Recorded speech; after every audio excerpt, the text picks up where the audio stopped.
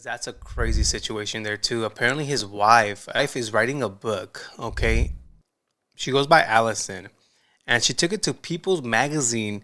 They did a whole interview, and basically she said, Twitch was on drugs and discovered things in his journal and closet. And now she's putting everything that was in his journal out there for people to listen to, bro. But MG, the way the internet is dragging Stephen Twitch boss's widow, Allison Hoker, as she promotes her new book this far is interesting. But now one of Twitch's longtime friends is slamming her as well. So in a new interview with People Magazine, Allison talks about after Twitch took his life, she found drug paraphernalia, drugs within his shoe boxes. She also found his journals and she read through his journals. So in this new book, she's talking about what she discovered in the journals and also what she discovered in her own closet in regards to his drug abuse. So according to the Jasmine brand, they said that Stephen Twitch boss's friend, Courtney Ann Platt, went in on his wife, Allison Hoker, criticizing her decision to publicly reveal sensitive details about Twitch's life. So in a caption, this is what Courtney says. She says, "I was there the moment you both connected. I was there the day that you got engaged. I stood by your side on your wedding day, and I was in your home the day that he died. I was by your side because your husband was my family. It didn't matter how often we spoke, how often we saw each other. We were bonded forever. This is by far the most tacky, classless, opportunistic act I have ever seen in my entire life." She continues, "We all had to sign some weird NDA to attend his funeral." yeah, that is crazy work, dude. One of Twitch's cousins spoke out. He made a video. I couldn't find the whole video, but someone uploaded a few minutes of it or a few seconds of it here on TikTok. Yeah, apparently they had to sign NDAs to attend his funeral. His own cousins, bro. Even his own mother, who you've treated like garbage this entire time. And let's just remember, you wouldn't have even had a husband if it wasn't for her.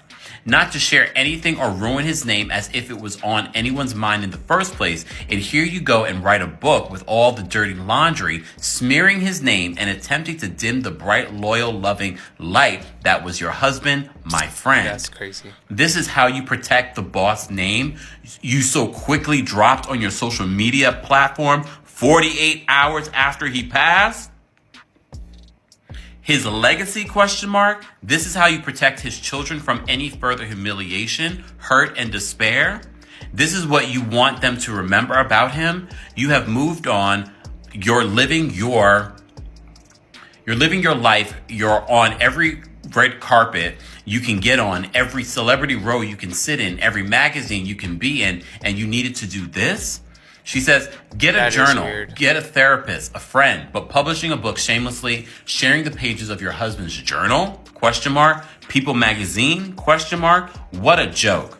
Yes, he took his own life, which is a fact all of us still can't fathom, and he was clearly having mental health issues, hurting so deeply, and this is your example of empathy, of your love? This smear campaign for a buck is absolutely not what he would have ever wanted. No matter how bad he was hurting, not for a second. You're a living, breathing bulldozer. Stick to your own demon. Shame on you, Allison. Shame on your money-hungry team. Let my friend rest in peace, not your PR. So that was one of his friends speaking out and defending Twitch. But here's a few seconds of the cousin speaking on it. Like I said, I couldn't find the whole video. Cousin.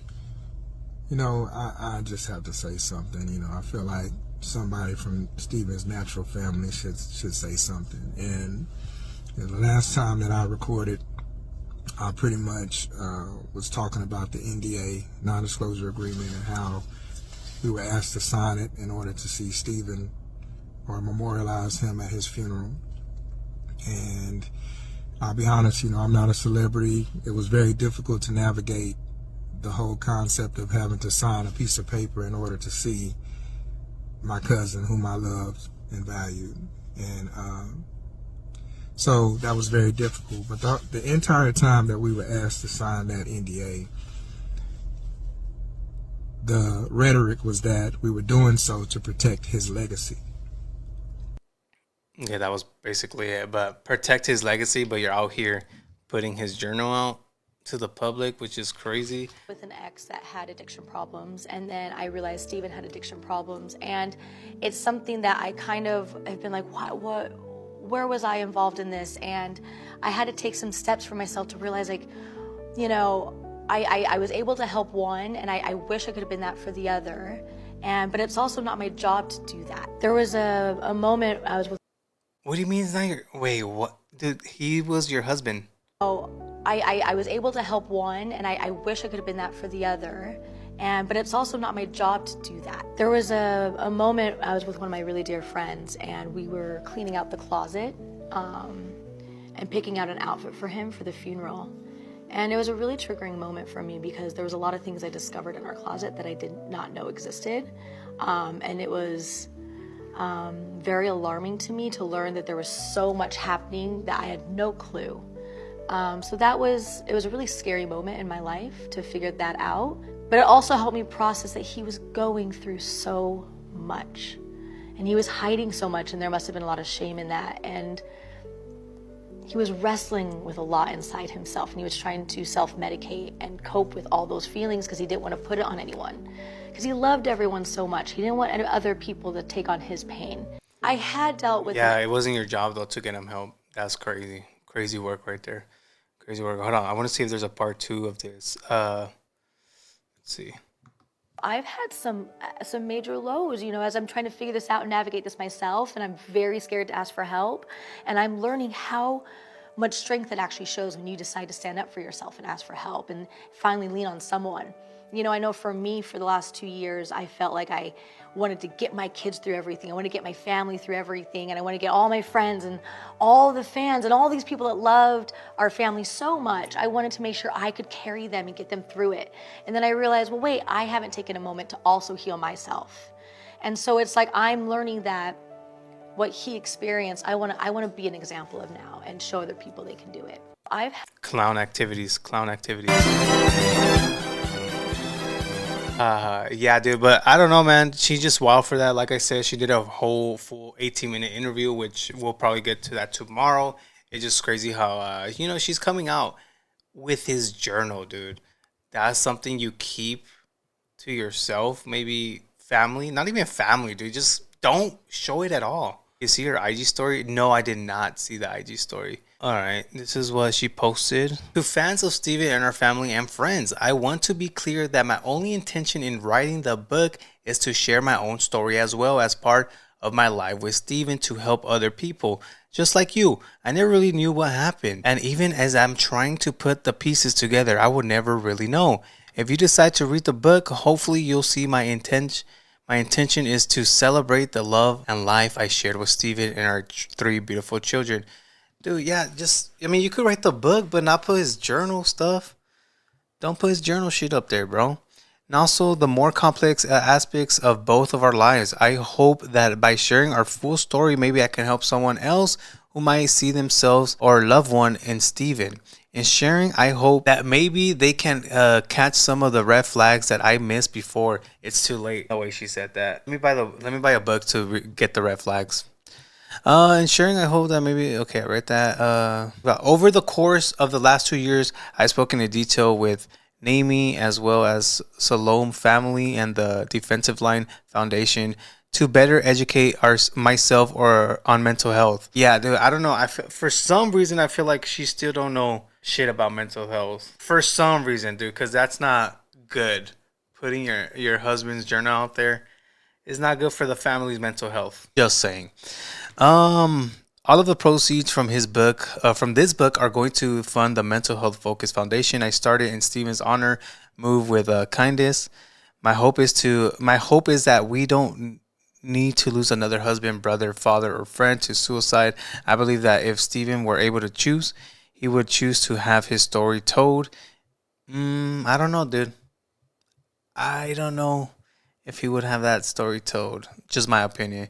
If it meant saving someone's life, much love to all those who supported our family these many years. Yeah, I don't know, dude. She wants a quick buck, probably. She wants a quick check. A scammy charity, probably. Yep, Probably. Twitch's mother has now come out taking to her Instagram story talking about how appalled she is at the way her son The mother responded, Twitch's mother.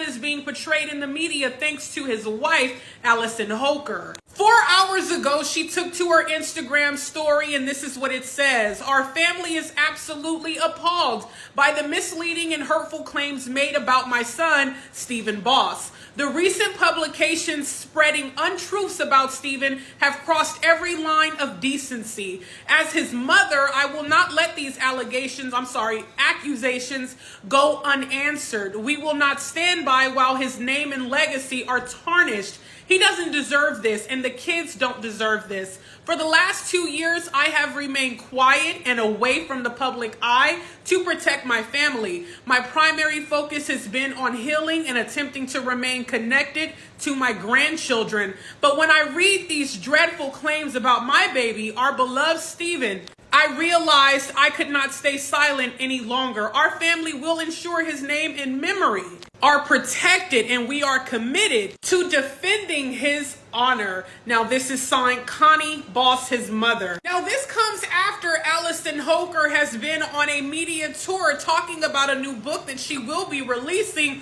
where in this book, she will be sharing excerpts from Twitch's own journal. Now, she says she's doing this to help someone else who may be suffering, that maybe this will open up other people's eyes, and that all the proceeds... You just want money, Gert. You just want money. That is foul. Don't put it up in that book, bro. Please do not. El pollo is loco.